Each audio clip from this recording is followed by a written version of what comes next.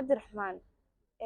هو انتي maxaa ila asxaabtaydii iyo familkayga wixii leeyahay maxaa ku haystee wad raagtay guuleeda waxaan ku iri maadaama laga joogo meherkeeni muddo 6 bilood ah maxaa hoynteeni ku dhacay maqaali waxa ma dhicine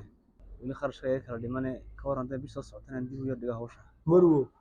waa runtaa waxaan ka yiri fikirayay inaan 2 bilood ku daro waayo hagbad baan ku jiray hagbadii baan qaadanay 2 bilood ka bacdi arintan maanta kuugu yeedhayna waa taa weeyaan bal ka waran sidee kula tahay bil maxaya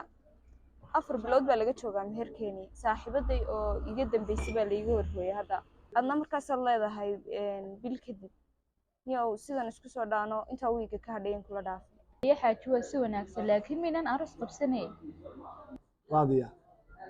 waan jeclaanba wax kastoo aad jeceshahay inaan kuu sameeyo laakiin maadaama aanu dhaqaaluhu saamaxayn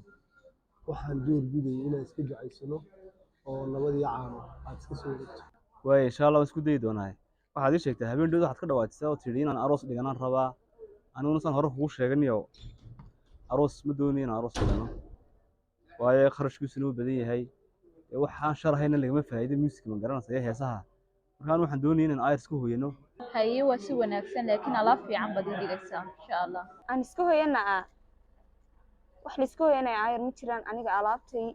alaab wanaagsan iyo arooskayga baan u baahanahay iyo wax kasta dumar loo sameyn jiray maadaama aan alaab fara badan oo wanaagsan doonayna guri weyn inaad ii karaysan u baahanahay si fiican marwo laakiin waxaan ka yiri fikirayay maadaama aad og tahay xaalka maanta magaalada inaan guriga hooyo 2 maqsino ka banaan iska galno amba jiingad yar iska kaleysano markaa bal ka waran arrintaas sidee kula muuqata fiim wala ma arkin duruufeena ya amandan maanta meel weyn ka shaqeeyaan kharash weyn helayo wax Allah waxa jeceshay reerkiina inuu dhigi lahaa laakiin qof walba jeebkiisa ciilay markaa waxaan haysano in wax ka dhiganahay imikana anoo tii hore ka yaabano aroos qaadin saacad tiradana alaab qaali iibi ka war maxaa dhacay haddana alaabta ku iibiyo haye xaaji waa si wanaagsan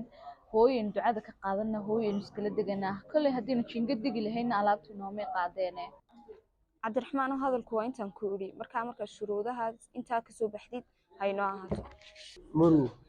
وادي فرحتي الله كافر